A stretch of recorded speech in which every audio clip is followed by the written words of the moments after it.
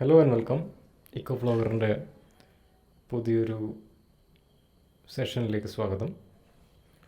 ഇന്ന് ഞാൻ സംസാരിക്കാൻ പോകുന്നത് കേരളത്തിൽ കാർഷിക വ്യവസ്ഥ എങ്ങനെ ഇല്ലാണ്ടായി. സത്യത്തിൽ ഇന്ന് നമ്മൾ നോക്കുമ്പോൾ എവിടെ നമ്മൾ തീവണ്ടി പോകുമ്പോഴോ അല്ലെങ്കിൽ ബസ്സിൽ പോകുമ്പോഴോ നിങ്ങൾ ചുറ്റുപാടുള്ള പറമ്പുകളിലേക്കൊന്ന് കണ്ണോടിച്ച് നോക്കിയാൽ മിക്ക പറമ്പുകളും കാലിയാക്കിയിട്ടിരിക്കുകയാണ്. കാട് പിടിച്ച് ഒരാളും തിരിഞ്ഞു നോക്കാനില്ലാതെ. തെങ്ങിൻ്റെയൊക്കെ മണ്ടയിലേക്ക് നോക്കിയാൽ മതി, തെങ്ങൊക്കെ കരിഞ്ഞുണങ്ങി.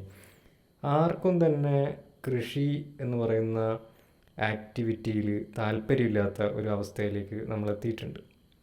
എന്തുകൊണ്ടാണ് നമ്മളിങ്ങനെ കൃഷി ഒരു മടുപ്പുളവാക്കുന്ന ഒരു സംഗതിയായിട്ട് നമുക്ക് മാറിയത്?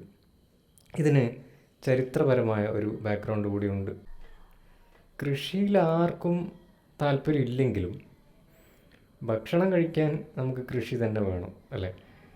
നമ്മളെല്ലാ ദിവസവും ഭക്ഷണം കഴിക്കുന്നുണ്ട്. നമ്മൾ കഴിക്കുന്ന അരിയായാലും ഗോതമ്പായാലും ചെറുപയറായാലും ഫലവർഗ്ഗങ്ങളായാലും ഒക്കെ തന്നെ ആരൊക്കെയോ നമുക്ക് വേണ്ടി കൃഷി ചെയ്ത് നമ്മളിവിടെ എത്തിക്കുന്നുണ്ട്. അതുകൊണ്ട് തന്നെ ഇന്ത്യയിൽ ഭക്ഷ്യസാധനങ്ങൾക്ക് ഏറ്റവും വിലയുള്ള സംസ്ഥാനങ്ങളിൽ ഒന്നായിട്ട് കേരളം മാറി. കാരണം എനിക്ക് ഓർമ്മയുണ്ട്, ഞാൻ പണ്ട് ബംഗാളിലൂടെയൊക്കെ യാത്ര ചെയ്യുന്ന സമയത്ത് ഞാൻ അന്ന് ഇവിടെ 2 ചപ്പാത്തി മേടിക്കാൻ 20 രൂപ മറ്റോ ആയിരുന്നു. അപ്പം ഞാൻ ഈ ഒരു ഓർമ്മയിൽ ബംഗാളിലെ ഏതോ സ്റ്റേഷനിൽ ഞാൻ 20 രൂപ അയാൾക്ക് എടുത്ത് കൊടുത്തപ്പോൾ അയാൾ എനിക്ക് 20 ചപ്പാത്തിയാണ് തന്നത്. ഞാൻ ഞെട്ടിപ്പോയി. 20 രൂപയ്ക്ക് 20ഓളം 10, 15, 20 ചപ്പാത്തി എനിക്ക് തന്നു.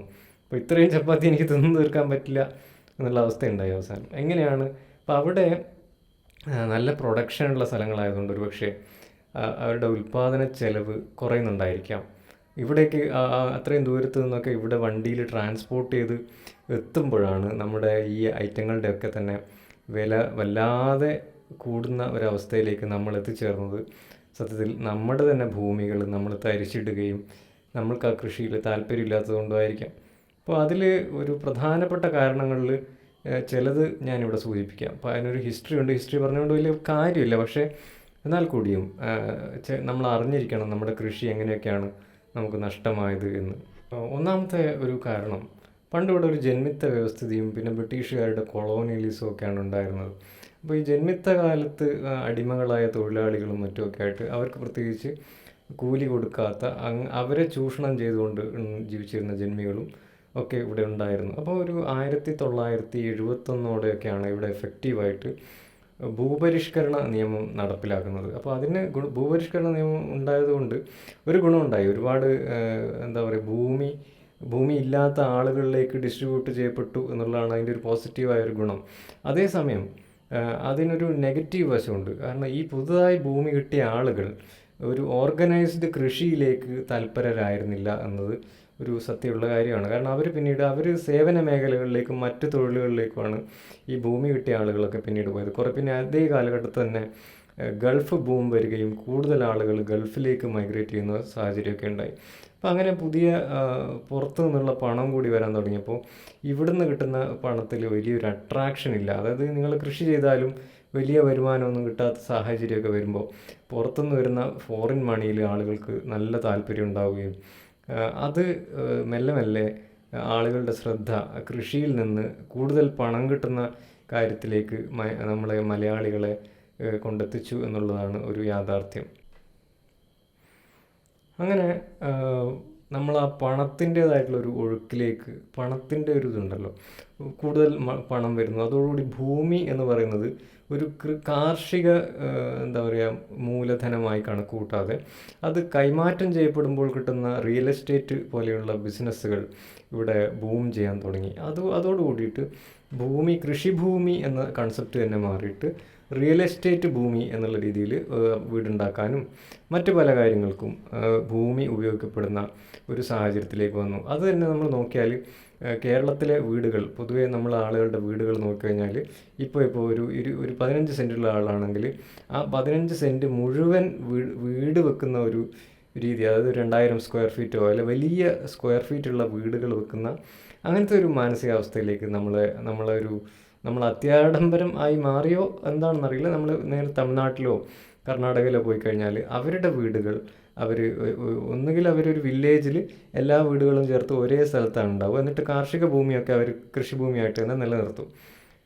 അല്ലെങ്കിൽ അവരുടെ വലിയൊരു പറമ്പിൽ ഒരു ചെറിയ വീടും ബാക്കി ഭൂമി അവർ കാർഷിക ഭൂമിയായിട്ടൊക്കെ നിലനിർത്തുന്നത്. ഇങ്ങനെ രണ്ട് രീതികൾ നമുക്ക് കാണാൻ പറ്റും.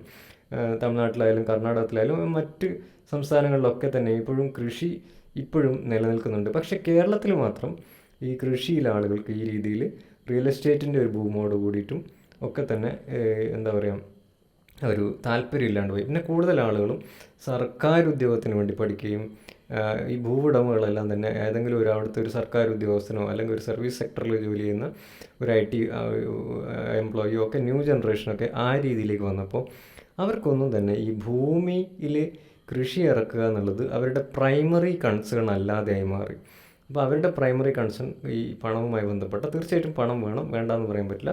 പക്ഷേ അവിടെ നമ്മൾ ഓർമ്മിക്കാതെ പോയൊരു കാര്യം, നമ്മൾ കഴിക്കുന്ന ഭക്ഷണമെല്ലാം തന്നെ എവിടെ നിന്നൊക്കെയോ കൃഷി ചെയ്ത് വരുന്നതാണ്. അപ്പോൾ ഒരു സമയത്ത് നമ്മൾ ഈ കൃഷിയിൽ ഇല്ലാതിരുന്നു കഴിഞ്ഞാൽ എന്നെങ്കിലും ഒരിക്കലും നമ്മുടെ കയ്യിൽ എത്ര പണം ഉണ്ടെങ്കിലും നമുക്ക് കഴിക്കാനുള്ള ഭക്ഷണം നമ്മൾ കൃഷി ചെയ്താൽ മാത്രമേ കിട്ടുള്ളൂ എന്നുള്ളൊരു ഫാക്റ്റ് നമ്മൾ മറന്നുപോയി എന്നുള്ളതാണ് ഒരു സത്യം.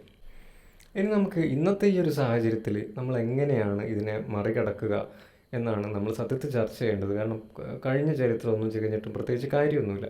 ഇപ്പോൾ നമുക്കുള്ള 10 സെൻറ്റ് ഭൂമിയാണെങ്കിൽ ആ ഒരു 10 സെൻറ്റ് ഭൂമിയിൽ എന്തെങ്കിലും നിങ്ങളുടെ ഒരു ചെറിയ വീടും ഒക്കെ ഉണ്ട് എന്ന് വിചാരിക്കുക.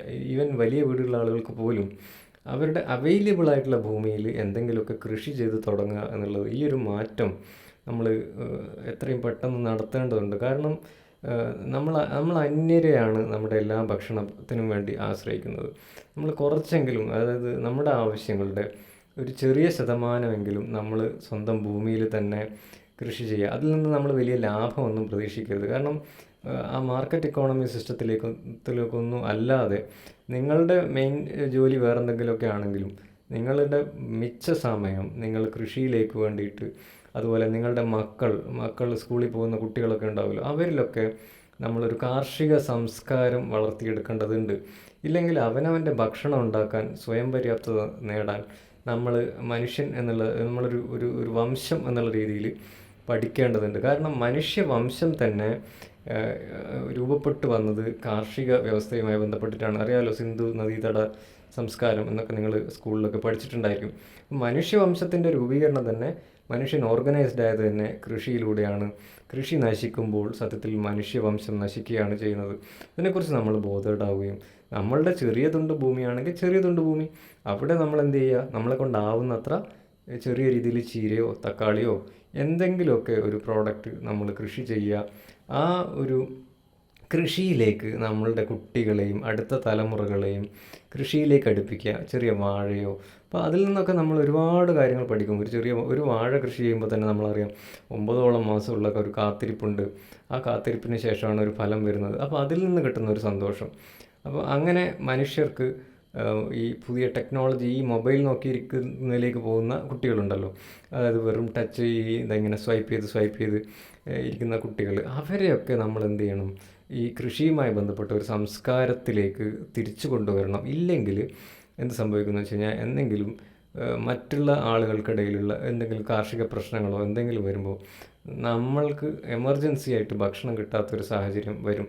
അത് മാത്രമല്ല, നമ്മുടെ ചുറ്റുമുള്ള വീടും പറമ്പും ഇങ്ങനെ കാട് പിടിച്ച് കിടക്കുന്നതോ, അതായത് ഒട്ടും തന്നെ പ്ലാൻഡ് അല്ലാതെ കിടക്കുന്നത് കാണുമ്പോൾ തന്നെ ഒരു വിഷമം ഉണ്ടാവും ആർക്കായാലും. അതിനെക്കുറിച്ചും കൂടെ ഒരു സൗന്ദര്യ ഭംഗി, നമ്മൾ ഈ വലിയ ചില ആളുകളുണ്ട്, വലിയ വീട് വെക്കും, എന്നിട്ട് ഒരുപാട് തരം ചെടികളൊക്കെ, ഇമ്പോർട്ടഡ് പ്ലാന്റ്സ് ഒക്കെ വെക്കും.